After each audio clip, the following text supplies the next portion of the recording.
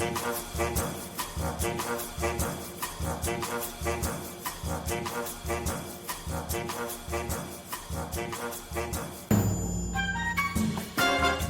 everyone and welcome to Everything's Fine, probably your weekly antidote to the creeping suspicion that society's running on a trial version that expires next Tuesday. It's been another week of wild headlines, politicians promising change, billionaires promising rockets, AI promising to serve humanity in a tone that's frankly scary. So, whether it's been a full week of spreadsheets, bad coffee or existential dread, pull up a candle, maybe a drink, and let's see what weird, kind and other corners we wander into. Shelley's with us as always this week. You all right, Shelley? Yeah, I'm fine. I've made it. I'm alive. You have. Unfortunately, we're a man down. There's no sign of Stu. Stu was supposed to be here. We know he's ill, so I assume he's just fallen asleep. We just need to send out a St. Bernard with a brandy barrel, maybe. Yeah, bless his heart. He might pop up at some point. But that's okay. We can manage because instead of Stu, we are joined by Steph Davies from Laughology, a unique ethical training and consultancy organisation built around the psychology of humour, laughter, and happiness. Welcome to the pod. Thanks for coming along, giving up some time for us tonight. How are you? Very welcome. Yeah, I'm good. It's Tuesday. I just got reminded it was Tuesday. I thought it was Wednesday. You know when you have that moment of, oh, I've added another day onto my week. But no, it's all good. It's a good week so far. It's a hideous actually thing. know I that. spend a chunk of my time running my teenage daughter around, and last night she had unexpectedly did the thing she normally does on a Thursday on a Monday. So that meant that So last night felt confusing. like Thursday night, and you don't want that on a Monday. You know, it's last Thursday I went out. See, I went out last Thursday, Friday, and Saturday, which is very unusual now. I'm nearer 50 than I am 40. And so it's messed up my whole week that I've been out for 3 nights on the row. Yeah, I don't believe I could even do that. Yeah, I feel stressed hearing about. And Oh no. one was a retro rave in Liverpool. Wow. Yeah, I impressed myself. But what was brilliant about it, it finished at 10:30. So I was back in the hotel in my gym jams by 11 o'clock, which was Spelton. It's brilliant. It's the proper rave that I want to go to. You've moved on to a different life stage. So whereabouts was the rave? Was it an outdoor one? It was at Liverpool Cathedral. So you'll know this, Jim. It was a Mm. Cream event. Yes. Jim and I were just talking about Liverpool. So Cream was a massive club in Liverpool back in 2000, the 90s and 2000s. I was a big Cream fan. I used to be a dancer at Cream. They have these Cream classical nights where they'll take over a venue like the Cathedral in Liverpool, which is a beautiful cathedral. They'll have a full orchestral band, choir singers, and they'll do all the rave classics with the orchestral band and choir singers and the DJ. And it's immense. And you've just got people, eclectic mix of people who are just there to have a lovely time and have a little dance and then go home at 10:30. That sounds really nice. It's like what they did back in Norfolk at Blickling Hall. They would do the IB for proms, Yes. didn't they? And yeah, I do. I remember Cream and Gate Yeah. Crusher and all of these guys. Right. Oh my goodness, you're speaking my language. I went to the Gate Crusher Festival. I don't remember much of it. So, Steph, I mean, you're going to explain this much better than I will, so I'll leave you to talk about it. Laughology. For the uninitiated, what is it and how did it all come about? Okay, well, I'll start from the beginning, which is my kind of journey. So I didn't do very well at school. So I was suspended twice, expelled once, which is quite a high bar in Liverpool where I'm from. You have to work really hard to do that. So, I exceed expectations for being the naughty one. And back when I was at school years ago, dyslexia and ADHD weren't a thing. So I was just lazy and naughty. And it followed me around school a little bit. I'd be embarrassed if I'd have to read stuff out. So I realised quite early on, if I made people laugh, I could make the attention move away from me feeling stupid or behaving in a way that I thought was stupid. And I could win people over with the laughter. And great for me, not so great for the teachers. So that kind of snowballed into being naughty, having attention, getting detention, and eventually getting expelled. And I always say it just takes one teacher. So I had one brilliant teacher a little bit later on who was a little bit more curious, lent in, and realised that there was something else going on, but we didn't really know what it was. Got me into performing arts. That's when I got into performing arts school at Liverpool, diagnosed with dyslexia there, but also I got into stand-up, which changed my world because I wanted to learn to read and write because I was going to these venues. I wanted to be topical. And when you have a purpose and use humour, it helps you learn. So when I was doing stand-up, I took stand-up into schools to help young people like me with their reading and writing skills because I thought I never wanted anyone to go through what I went through. And I realised that when you use humour to help people learn and you mix it a little bit up, people don't even realise they're learning and the brain lights up in a different way. So when I realised I'm not sick, I just learned really differently. I went back to university, did a master's in psychology with a real keen interest with humour, how it makes the brain work, and started doing what I call Laughology, which is a mixture of laughter and psychology and how it helps us think, feel, and communicate better. And the business of Laughology is we work in the corporate world, we work in schools, and we do everything from a big change program where we help organizations think about how they bring their people along with complex change issues, right through to working in schools, running inset days, all with a special ingredient around it of laughter, how we help people to learn differently and engage and think differently through laughter. Fantastic. So do you think people find it difficult to bring a sense of humour to their work and into school with them? And why is that? I think it's getting harder. Look, and actually recently we've been asked to really talk about this, particularly with comedy changing, which it does every 10, 15 years. It evolves because we evolve as humans and we learn stuff, and the world's more diverse and quite rightly than it ever was. And we should absolutely not do comedy that was in the 60s. And there's some comedy that was in the 70s, that shouldn't be done here. And so it shifts every 10 years. Oh, well, I wish it would. Hey, there we go. We're off. And so yes, I think people are finding it a challenge, but for me, humour's the glue that holds culture together, and laughter. It's a human condition. We don't want to lose it. We just need to get it right, and we need to have really open conversations about. Look, it shouldn't be about protected characteristics. People shouldn't be at the butt of the joke. Also, when you're in work, it's a professional get up. So there's certain things that you can't say when you're in a comedy club. And that's a fine line. And so helping people to understand that is important.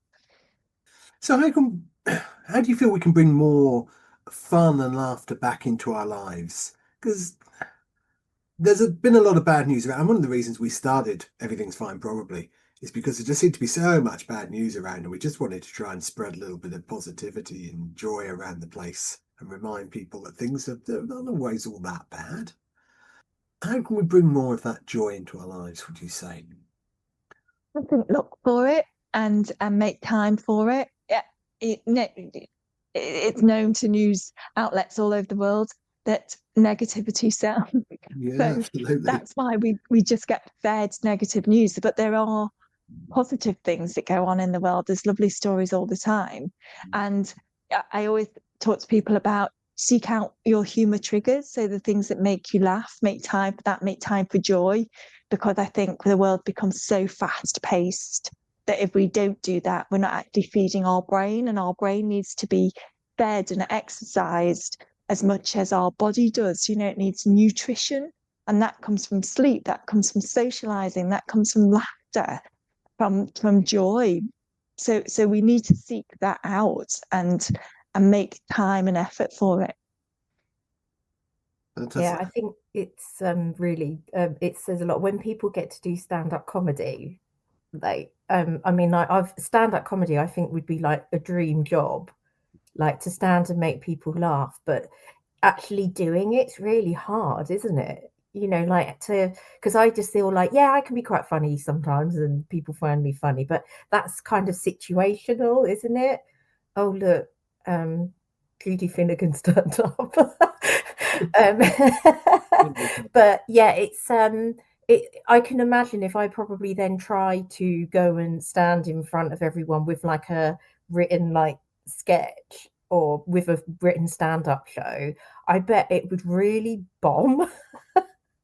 Like, how did you get round that? How did you cope with doing that? A big bomb. You know, all comedians when they start are crap. You know, there's no comedian that starts out and they're just brilliant straight away. I think your first few gigs are false because your family and friends come and see you and they just laugh out of respect. And then you get a real audience and you die. But that's part of comedy. But you can learn humour. Look, we were born with the innate ability to laugh, but we can learn humour. And some people just have funny bones. You know, you got Morecambe and Wide. They've just got funny bones. But some people are good storytellers, and that's all comedy is. You know, when you go down the pub with your mates and you tell a story and you think, oh, that worked, and you add in a little bit of a lie, and you think that got a laugh. So next time you tell it, you tone and you exaggerate that little bit and then that almost becomes your reality. That's all comedy is. And then there's a few little rules and techniques along the way, so it's actually easier than it looks. Oh, Hi, okay. Stephanie. That was Yeah, just jumped in there. It's quite interesting. There was famous autobiography, David Niven, "The Moon is a Balloon," and he always said, "Never let the truth get in the way of a good story." So yeah, totally agree with that. So the more he used to tell his yarns, like you said, the more embellished they got, and obviously the funnier sides, people like you keep them in, don't you? And like yeah. so it becomes like an alternative reality. So yeah, storytelling is the key, that's for sure, isn't it? When you speak to any comedian, I don't think they know what their real life is anymore and what's fact and what's not. No, I've had the joy of talking to Tom Baker, the Oh yeah. extremely eccentric actor, on a few occasions, and I don't think he has a clue now. He's told his stories and embellished his stories so many times. I'm not sure he's got any idea. And actually, when he looks back on things, he's shown things from the past. I've got no idea what any of that is. Don't remember any of that. Whole Storytelling's so alternative important. reality there. So, Steph, what's been some of your funniest experiences then at work? Oh my goodness. So one of the ones I think back to, so it was quite early on at Laughology, and I was doing a big event with one of my team, Kerry, who was one of the first members of my team who came on board, who had done stand up with. So we had a brilliant working relationship already. And I'd I'd been mic'd up at this event and it was a break and we were staying over in the hotel. And I'd said to Kerry, let's just go back to the hotel room and use the toilets there because there's a big queue. And I've just got this thing about not using the toilets when all the audience are there as well, in case I make a silly noise. And then, you know, they come back in the room and say, oh, she farted in the toilet and we heard her. So, which is very likely at my age. I can't control it anymore. Yeah, there's no And predictability. no, absolutely. Even when I'm walking, sometimes I'm like, was that me? And so we went to my hotel room and I had my mic pack and I turned it off because I do that now. But I had my mic pack stuck to my trousers and then I pulled my trousers down. The mic pack went down the toilet because I'd forgotten to take it off. And I screamed. So Kerry ran into the bathroom like a good colleague and friend that she is and went, what's wrong? And I pulled the mic pack out by its string and went, I just dropped it in the toilet and threw it at her. And bless her, she caught it. And then I went, we done that. So she then threw it in the sink. And there was this just comedy of errors. And so she threw this mic pack in the sink and ran out of the bathroom. And I ran after her with my pants down. And she just looked at me and she went, pull your pants up. And I was like, okay. And then we had to get this story right. So I went into the room and I said to the guy on the sound desk, it's like, I'm really sorry. put it on the side of the sink, washed my hands, and it fell in the sink, which is a complete lie. But I just didn't want to say I pissed on your mic pack. I'm really sorry, especially because he was quite nice. I quite fancied him, and it's not really the first date kind of thing, is it? Not going to steal the deal, is it? He said, don't worry, and he put a new mic on me. And then as I was walking out, I said to Kerry, I didn't tell him I pissed on the mic pack. I just told him that it dropped in the sink. Anyway, he went, Steph, and I turned around, he went, I can hear you. Because he had the pack on and everything. And I was like, all right, okay. That's what happens when you double down, isn't it? Absolutely, yeah. And there's the comedian in you. Lies never get. I'm sure he was charmed by that. I think that just made you adorable. We did go on a date, but it didn't go much further. It was a bit dull. It was a bit dull. Oh, okay. Yeah. He didn't appreciate you then. That would be hard to move past, I don't know. So, Steph, have you got any good tips for us? How can we deal with those people who suck the happiness out of the workplace in a way that won't get us fired? So, look, it's about recognizing that not everybody is it takes all kinds in the workplaces to make it for human beings be human. And so not everybody is always as flamboyant, colourful, fun. And so it's about, first of all, appreciating diversity. That's the corporate line.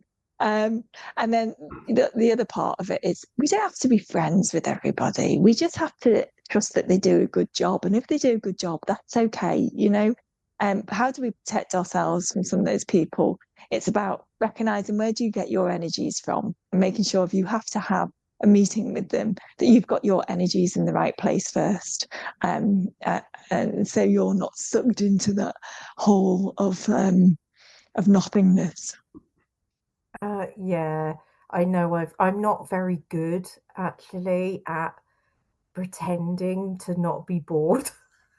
My face is terrible. I have really honestly. poor concentration. So when you just have those kind of emotional vampires around you, and they'll be at a point and they're just like talking, and I'm just sort of like, and then we go, so what do you think, Shelley? And I'm like, yeah. When you don't know, I'm like, I'm going to do a half kind of, yeah, no. I don't really know what to say because I have no idea what just happened. I've been completely in my head. Yeah, my husband said I just walk off. Memorable times for that. I got sent to a meeting once by my manager, but they didn't really brief me why I was going. And it was 3 hours long. And I didn't know anyone else there. Well, I knew one guy in there vaguely, but we were a good hour and a half, 2 hours into the meeting. And I'd zoned out completely. I had no idea what they were talking about. So when somebody suddenly went, Jim, what are you thinking? I mean, I couldn't blag my way out of that. I had no idea what the conversation had been for probably about an hour. So I just said, I was just thinking it'd be really cool if I was a spy. And on the plus side, I never had to go to any more of the meetings. Yeah, for sure. And you also got your P45. Now you're a brilliant spy, so it's all worked out, hasn't it? Well, am I? I wouldn't be allowed to say. Was I allowed to say that? Was I allowed to let that out? No. So I don't know if you've covered this, but I mean, sort of, humour and fun in the workplace. You do have to, keep it on the right side, don't you, of the HR line. So yeah, we were talking about that before. And I think it's changing, and it always changes, and that's what keeps us busy, because people want us in to talk about some of that stuff. So long may people make mistakes around humour. Yeah, I was just listening on. Sorry, I'm late. Actually, I was listening to the radio on the way in, and there was a production company on Radio 4. They said they'd start playing traitors in the office, and they were having to lie to each other, and they were going on air as well, and lying that they weren't a traitor and so on. I just thought, well, that, you know, looks like a whole load of trouble, doesn't it? If you start playing traitors in the workplace. So I guess you, like you said, you just got to pick your audience, haven't you? You've got to kind of know who's up for it, and you know who's going to take it in the spirit of, you know, what it's meant. So but you know that they did say it helped them bond, and they were all getting on with each other, and they thought it was a good bit of fun. I They could did it. not They did it. trust that at my work. That would cause, so there would be people Can you crying. imagine? I No. don't think you'd ever trust anyone again, would you? I'd just be like, I'd be second guessing people all the time. Or what about those people who accidentally really murder someone and go, well, I thought we were playing a game? Yeah. I mean, That happens a lot in your experience, Steph? Well, maybe I've let something out there that I shouldn't. Yeah, I thought it was part of the game. I didn't realize you weren't actually meant to kill someone. We've all done. Yeah. What's the HR policy on that? So Steph, what would you say are the most sort of surprising or the challenging aspects of treating humour as a skill that can be learned and applied rather than the spontaneous reaction? There's two parts to it. That sometimes, you know, we do teach, especially leaders, in storytelling, how to use humour. We always talk about this idea of protected characteristics. It shouldn't ever be about anyone. As a leader, it's really important that you recognise where you are, because power plays a big role in that. It should never be at somebody else's expense. So when we're teaching it through storytelling and using it in that way, we do wrap some rules and guidelines around it, and you do get some people who are brilliant, and then some people that just need that little bit of extra help with it. You do get those cringy moments, and then the other part of it is it just really works because we use it in the training that we do, and that might be through playful activities to bring a certain psychology to life, or a story that we tell. And because you're using humour, you're breaking down barriers to the way people are thinking about learning, because there's nothing new under the sun when you're thinking about corporate training, communication skills. It's just the way that we deliver it that's different. And we have to be careful around some of that stuff as well. Yeah, I saw that you work with quite a lot of really big clients, actually. There was a lot of big names when I was having a look. So, I mean, I'm not expecting you to maybe necessarily like call anyone out or any businesses, but what was like your biggest challenge, would you say? Were there any scenarios that you thought, I don't know if we can, they're beyond help? You're asking who's the funniest big business and who's not funny? Is that what Yeah. you're really asking? Who's the most boring lot that you work with? Challenges are, sometimes we are brought in, and this is where we have to really stick to our values as an organisation. And companies go, we don't want you to do that, and we don't want you to do that, and please can you not be funny? And we're like, no, we can't do that, because that's our USP. And what they're actually saying is they love our ethos, but they worry about what people will think. I've never had someone complain and go, you made me laugh. I've never had that. And we're very careful as a business to know that it's not about doing a stand-up comedy routine. It's about using humour as a tool within the sessions. But I guess the challenges are when somebody's expecting something different, and you know we come along and it's not been positioned in the right way. It might be positioned that it is just going to be stand-up comedy, or it's going to be serious training. So we do a lot of work beforehand to help people to understand how we deliver, what the ways that we are. And some organizations, they're just not for us, and that's okay. That's all right. Yeah, I can imagine some places it's like we're all quite, actually some places it's like, I don't know, I'm very cynical, so I feel like they know that they need to have been shown to have tried to do something to make things better, but you know, it's not necessary that they really understand why things don't work anyway. I think it depends on leadership and things, doesn't it, Yeah. really? So yeah. And there's also some organizations that they're so controlling over the content that we deliver that it takes away the humorous side, because we interact with the audience, and our team are specialists in that. So it's quite a high bar because you have to be funny and have a performance background, but you also have to have understanding of organizational development and psychology and learning. And so it's quite a high bar. And we put people through quite an intense induction program, but we're very good at it. And interacting with the room is something that we do. So we can't always say, well, this is what's going to happen, and this is what we know we'll say, because humor's not like that. You know, the best humor is about what's going on in the environment. Oh yeah, definitely. So could you help with that? So if you took a specific technique like flip or smile, could you talk us through a practical way in which you'd apply that to change an emotional response to a negative event?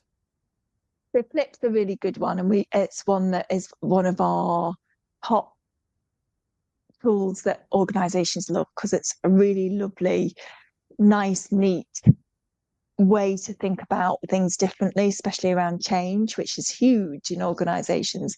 Look, whenever we react to something as human beings, we react based on how we feel, and we can't get away from that. That's what human beings do, and actually that's what we should do.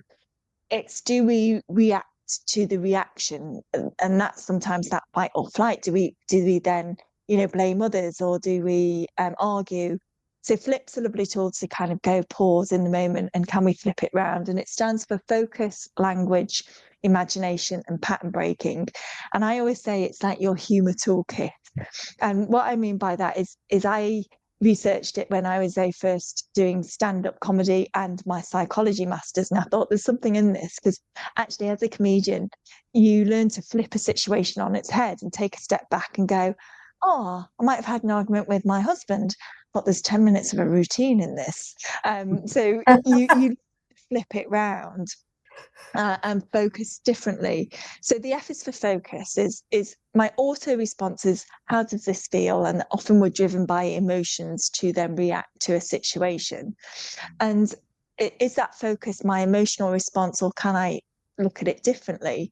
And do I need to shift that emotion to be able to think differently? And that's not to say that we have good and bad emotions. All emotions are important. Frustration, anger, rage, they're all important, as happiness, as laughter, is humor. But is that emotion the right one you need to focus on to move you forward? So first of all, am I focusing on the feeling, or am I focusing on the facts, is a good question. Secondly, do I need to shift that feeling to be able to focus? So I talk very much about humor triggers, or things that make me feel better or think better in the moment. That might be a behavioral change that shifts my emotion physically, because emotions are visceral. Or it might even be, I just need to take a moment, move away and think about something different. It might even be divert my attention to something that's joyful or fun. Now, that's easier said than done when you're caught by rage. So we give people the tools and techniques to be able to pause, and in that moment recognize and let the emotion flood the body, because we can't get rid of them, but emotions last for about 60 or 90 seconds. So how do we allow that to flood the body and then shift that focus? And when we shift that focus, then we're more likely to focus on the things that we can control. L is for language. Quite often the thing that causes us to go back into that unhelpful focus is that we're using language and we're stuck in terms of that language. And I talk about comedians being brilliant linguists, so they'll change just one word to completely change the context of a situation. I always say, would you rather do a test or a quiz? They're both exactly the same. It's just they're positioned differently. So are we using language to make us stop in that emotion, and keep coming back to the narrative, which is what makes us stuck? Or can we move forward? Can we use fun language? Can we play with that language to reframe? And then I is for imagination. Is quite often the thing that makes us see something in the same way is what we believe to be true in our thought process, rather than is there another way to think about it, and the art of possibility. And actually being playful with the idea is a really nice way to shift us out of reality. And it's not to say that then we come up with an answer, but shifting us out of that stuck place sometimes into the art of possible, or a playful way of looking at it, can make us go, okay, well, what if? And that what if helps us to be more optimistic and see things differently. So we help people to understand some tools and techniques in that. And then finally, the P's for pattern breaking. Look, we'll get the same outcome if we continue to look at something in the same way in terms of our focus, talk about it in the same way, or think about it in the same way in terms of our imagination. If we break the pattern of one of those, or flip it, which is a really lovely tool to say to people, how do we flip this? It's a coaching tool, but also it's a tool for me to kind of pause, stop, and respond over react.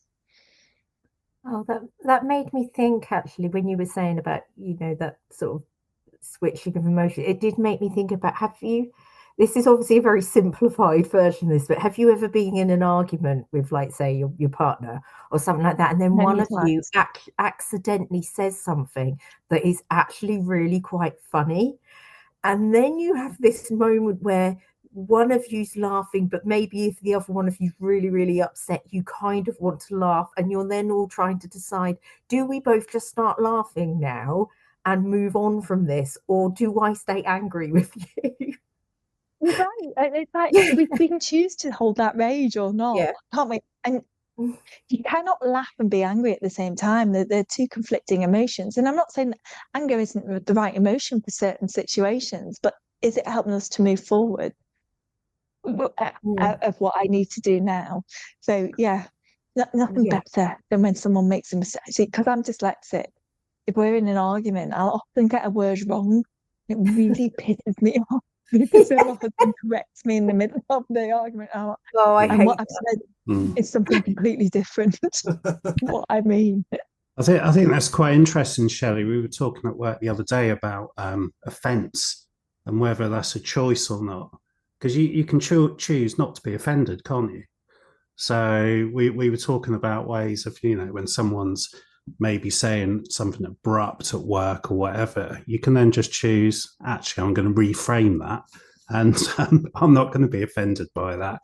So I'll keep the communication channels open with them by not taking offense. So I suppose there's a little bit of flip in that, isn't there? It's just about reframing how you want to take that, I guess.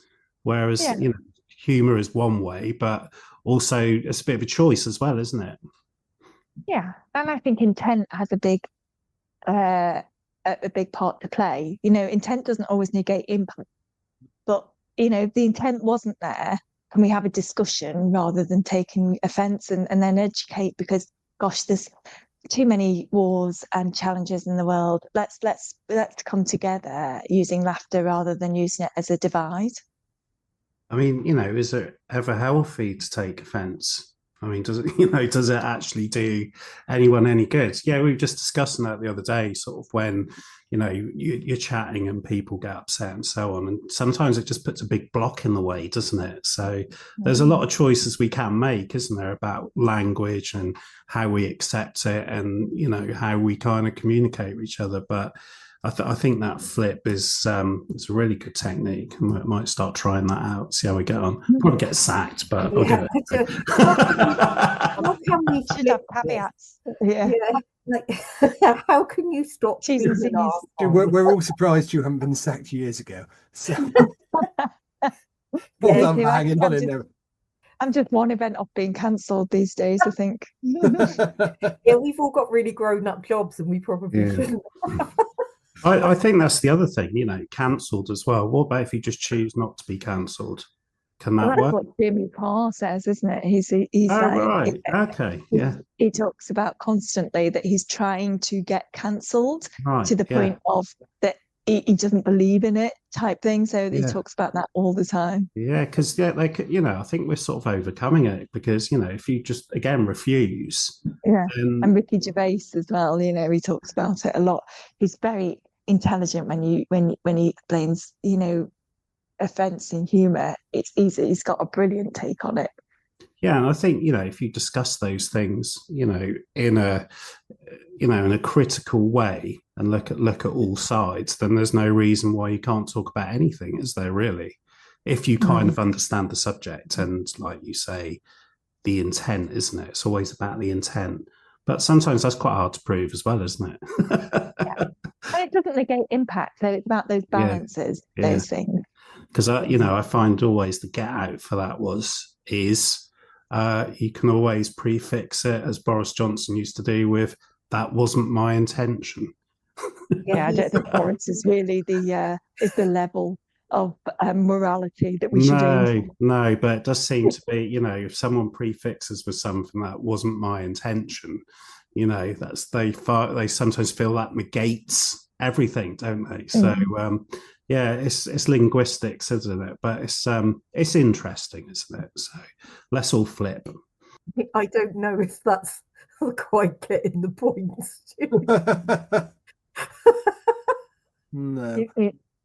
She needs to read the book again, I think. I think so.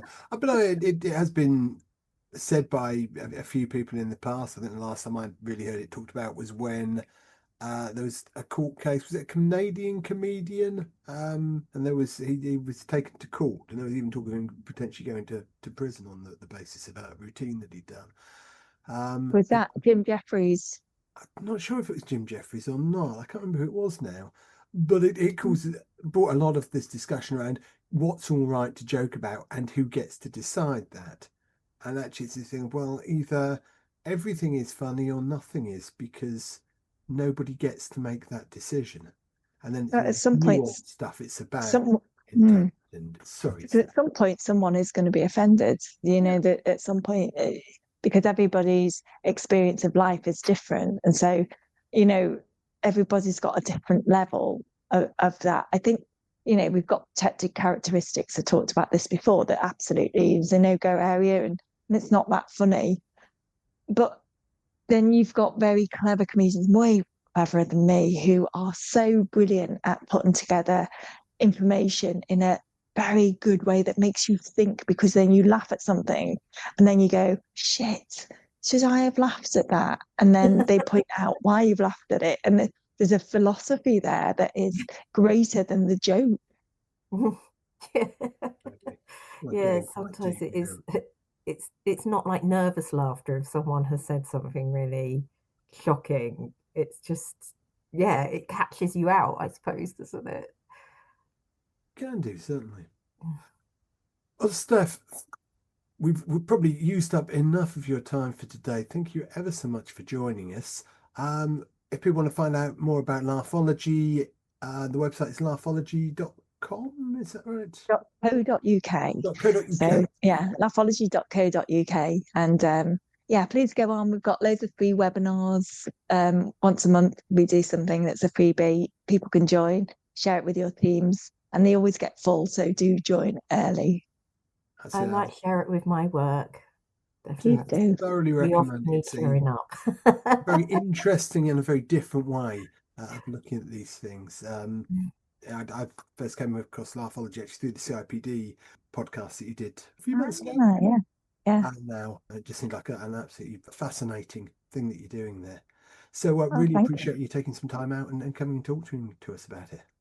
It's been an absolute pleasure. Thank you. Thank you very much indeed. Take care. Bye. Thanks, Steph. Bye for now. Bye.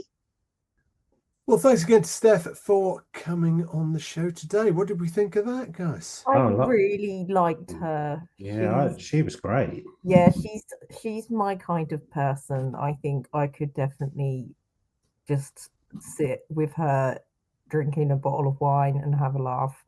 Well, so I Steph, think that Shelley would like to go for a drink. I think you'd want to work with someone like that. Sorry, Jim, just talking all over you there. That's all right, I'm used to it.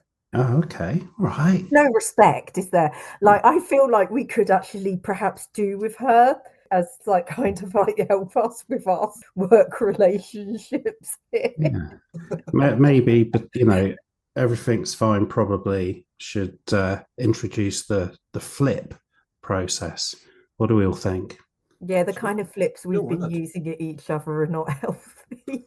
But no, that's really good, isn't it? Really interesting. When you blocked or stuck at work, or communications broken down, or change management, to use humor to move on is interesting idea, isn't it? And actually, when you do hear people at work talking, people do laugh a lot, don't they, when they're talking and in meetings? I think that is a mechanism people use a lot, isn't it? So humor is a good tool. So yeah, maybe we should use it on this show occasionally. Oh, I'm not sure if we're quite up to that, Stu, but we can give it a try. I think we might need to have a team development day, like a team away day. Yeah, yeah. We have a and team some away team day. building exercises. We did do that. So, listening to our live podcast from the Quins. Thanks, Stu. Well, I think that's a good place to wrap up for this week. Thank you for listening. As ever, if you've enjoyed the show, please give us a like, give us a subscribe, do lots of sharing, tell everybody. Take some time out, go and check out Laughology. As Steph said, loads of good free stuff on there, but you do need to sign up early. So it's laughology.co.uk. We will be back with you next week when we are celebrating 6 months of Everything's Fine, probably. Yes, Wow. can you believe that we've been doing this for 6 months and we still haven't taken the hint? We're persistent. You got to give us that. Stubborn. Yeah. Stubborn, tenacious, and clearly have Delusional. nothing better to do with our time. bloody minded. all those things. All of those things and more. So join us. I think we should dress up. I've just talked over Jim again, as we do, which I've been doing for the last 6 months, which I know he enjoys very much. So I think we should all, dress up in our finest next week, get some party poppers out, get the cheap cider and maybe some vol au vents. Don't know about you. I actually really like a vol au vent. Yeah, I do. Don't get them anymore, do you? I'm going to try and get some. I like the prawn ones. Prawn ones you get at Christmas. Or a bit egg. Delicious. So vol au vents and cheap cider next week. You You're can make welcome. it yourself. Sorry. And follow us for more recipes. Sorry, Jim's going to kill us in a minute. Beauty finished now. You realise nobody's listening by now, don't you? And I don't blame them. If anybody is still listening, let me take this opportunity to say thanks for listening. And, if I can put up with this and still be cheerful, then clearly things can't be that bad, can they? Join us next week to celebrate 6 months. Everything's fine.